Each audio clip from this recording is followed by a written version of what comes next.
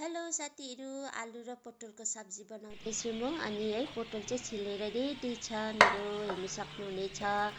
अनि है साइडमा आलु पनि छिलेर काटेको छु। अनि यहाँनिर धनियाँ पनि है काटेर रेडी छ।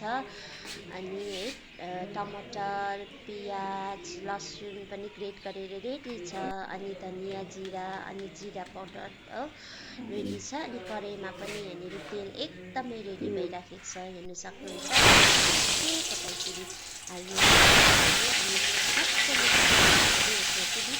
है त्यसको तेलको सुन्दा यसरी फ्राई गर्न सक्छु। मेरो पोटल रेडी भयो, हेर्नु सक्नुहुन्छ। अनि अलिकति प्याज पनि मजाले फ्राई गरेर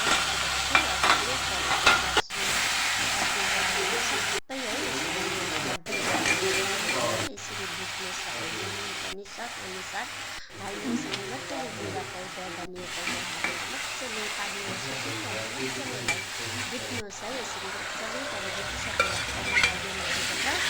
मजाले चलाइदिनुहोस् यसलाई है। अलिकति पानी हालेर चाहिँ एकछिन चाहिँ ग्रेभीको लागि छोडिदिनुहोस्। सो है एकछिन छोडेर त्यहाँदेखि फेरि बादमा तपाईँले एक खुट्टा गर्दै पोटल हाल्नुहोस्। यसरी पोटलमा भित्र ग्रेभी मजाले पसोस् है। अनि पानी कम्ती हालेर चाहिँ फेरि है मजाले चलाएर चाहिँ यसलाई मजाले छोपिदिनुहोस् एकछिनको लागि है। अनि सो मेरो पोटल र आलुको सब्जी रेडी भयो। धनियाँ माथिबाट मजाले हालिदिनुहोस् है। कति मिठो देख्यो साथीहरू, हेर्नुहोस् त, तपाईँले घरमा खानुहोस् ल।